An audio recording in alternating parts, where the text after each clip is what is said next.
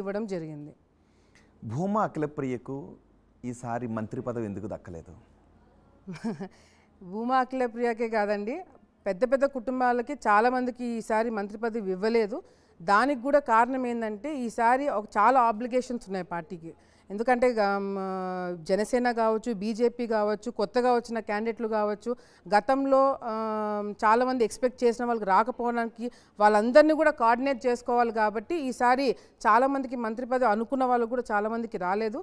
And నాకు ఇంకా చాలా టైం ఉంది, నేను ఇంకా కొత్తగా వచ్చినాను, నాకన్నా గతంలో ముందు పనిచేసిన వాళ్ళు, పార్టీలు వీడకుండా ఉన్న వాళ్ళు కూడా చాలామంది ఉన్నారు. సో వాళ్ళకందరూ కూడా అవకాశం రావాలి. ఈసారి మాత్రం నేను కానీ లోకేష్ యంగ్ టీం ఉంది, అందరూ యువకులకు అవకాశాన్ని కల్పించారు. సుమారు 17 మంది వరకు కొత్త వారికి కూడా అవకాశాన్ని కల్పించారు. కానీ భూమా అఖిలప్రియకు టికెట్ వస్తుందో రాదో అనే విషయం పై కూడా కొంత గందరగోళం ఏర్పడింది. కానీ టికెట్ వచ్చింది. మీకు మంత్రి పదవి రాకపోవడానికి కారణం మీ చుట్టూ ఉన్న వివాదాల్లో మీరు తలదూరుస్తున్నారు అని. ఎవరికి లేవండి కాంట్రవర్సీ లేని పొలిటీషియన్స్ ఎవరైనా ఉన్నారేమో చెప్పండి.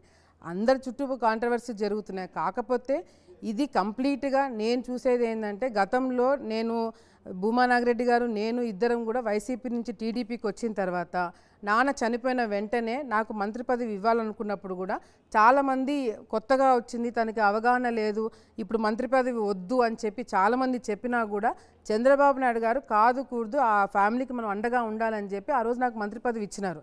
ఇచ్చినప్పుడు ఎవరు కూడా పాపం క్వశ్చన్ చేయలేదు, ఎవరు కూడా అడ్డుకోలేదు, ఎవరు కూడా ఇచ్చిన తర్వాత ఎవరు కూడా దాని గురించి ఎక్కువ మాట్లాడలేదు. అప్పుడు నాకు గౌరవం ఇచ్చినప్పుడు, అప్పుడు నాకు మంత్రిగా నాకు అవకాశం ఇచ్చినప్పుడు ఇప్పుడు ఇవ్వలేదని చెప్పి నేను బాధపడకూడదు. ఎందుకు ఇవ్వలేదని చెప్పి నా క్యాడర్ కూడా ఎవరు కూడా అడగట్లేదు. ఎందుకంటే ఈ టైంలో మనము కొత్తగా వచ్చిన వాళ్ళు కావచ్చు, మనల్ని నమ్ముకొని వచ్చిన పార్టీ జనసేన కావచ్చు, బీజేపీ కావచ్చు, ఏదైతే పొత్తులో భాగంగా చాలామందికి న్యాయం చేసేదానికి ఇప్పుడు టైం కాదని చెప్పి కూడా అందరూ కూడా అర్థం చేసుకున్నారు. రైట్. ప్రసాద్ మిమ్మల్ని క్వశ్చన్ అడగాలనుకుంటున్నారు. ప్రసాద్ మేడం, ఒకప్పుడు భూమా కుటుంబం అంటే జిల్లా మొత్తాన్ని శాసించేది, కానీ ఇప్పుడు అఖిలప్రియ కేవలం ఒక నియోజకవర్గానికే పరిమితం అయ్యారా? చూడండి, ఒక నియోజకవర్గానికే పరిమితం అయ్యామనేది కాదు, నేను ఇప్పుడు కూడా తెలుగుదేశం పార్టీ స్టేట్ జనరల్ సెక్రటరీగా ఉన్నాను. నేను 5 సంవత్సరాల్లో జిల్లాలో ఎక్కడ ఇన్సిడెంట్ జరిగినా, అది ప్రతిపక్షంలో ఉన్న అధికారం పార్టీలో ఉన్న ఈ సమస్య ఉంది అంటే ఆ సమస్య గురించి కంప్లీట్గా A to Z వరకు నేను అన్ని విధాలుగా కూడా పోరాటం చేయడం జరిగింది.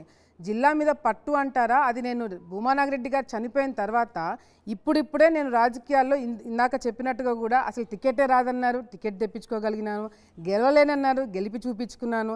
మరి ఇప్పుడే నా కెరియర్ స్టార్ట్ అయిందని చెప్పి కూడా నేను అనుకుంటున్నాను. సో డెఫినెట్గా జిల్లాలో పట్టు సాధించాలనే విషయం కాకుండా జిల్లాలో ఎవరికి ఏ సమస్య వచ్చినా, ఏ ఇబ్బంది వచ్చినా డెఫినెట్గా మా కుటుంబం ఉంటుందన్న నమ్మకం గతంలో ఉంది, ఇప్పుడు కూడా ఉంది. ఎందుకంటే భూమా నాగిరెడ్డి గారు 3 సార్లు ఎంపీగా పనిచేసిన అడ్వాంటేజ్ అన్ని తాలూకాలలో ఉన్న క్యాడర్ కావచ్చు, తెలుగుదేశం పార్టీ క్యాడర్ కావచ్చు, భూమా కుటుంబం కార్యకర్తలు కావచ్చు, వాళ్ళందరూ కూడా ఇప్పుడు కూడా మాతో టచ్లో ఉన్నారు.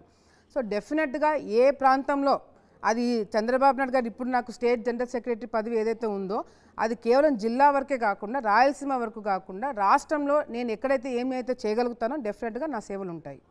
అంటే భూమా కుటుంబాన్ని నమ్ముకుంటే ఎటువంటి ఆపద వచ్చినా కూడా నించుంటారనేటువంటి ఒక అంశం ఈ జిల్లాలో ప్రధానంగా రాయలసీమలో ఉంది.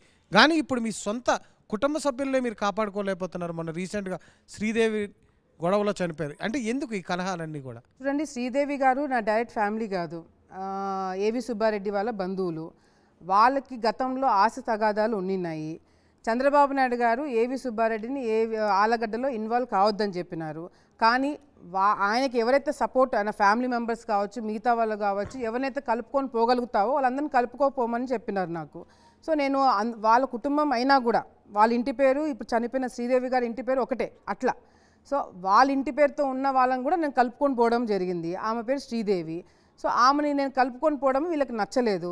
ఈ 20 సంవత్సరాల్లో ఎప్పుడు కూడా వీళ్ళ మీద గతంలో కూడా అటాక్స్ జరిగినాయి భయపెట్టుకోవడానికి, కానీ చంపడానికి కాదు. ఇప్పుడు ఏదైతే ఈ అటాక్ జరిగిందో కేవలం నాతో పాటే ఆమె తిరిగింది కాబట్టి ఆమె రేపు పొద్దున నేను గెలిస్తే ఆమెకు నేను సపోర్ట్ చేస్తానని ఒక ఉద్దేశంతో గెలిచిన తర్వాత ఆమెను చంపడం జరిగిందని చెప్పి కుటుంబ సభ్యులు నాతో చెప్పిన మాట. సో ఏదైతే న్యాయ పోరాటం వాళ్ళు చేస్తున్నారో డెఫినెట్గా నా సపోర్ట్ అయితే నేను ఏవైతే చేయగలిగినానో ఎఫ్ఐఆర్ వాళ్ళతో ఫైల్ ప్రాబ్లం ఉంటే ఫైల్ చేయించినాము. వాళ్ళకి ఎక్కడైతే వెళ్ళి కలవాలో వాళ్ళకి కల్పిస్తున్నాము. సో న్యాయ పోరాటం అయితే వాళ్ళు చేస్తున్నారు, నా సపోర్ట్ అయితే వాళ్ళకు ఉంటుంది. కానీ ఇది నా కుటుంబ సమస్య కాదు, ఇది వాళ్ళకి జరిగిన అన్యాయం, వాళ్ళు ఫైట్ చేయాల్సిన అవసరం ఉంది. భూమా అఖిలప్రియ గారు చిన్న వయసులోనే ఎమ్మెల్యేగా పనిచేశారు, మంత్రిగా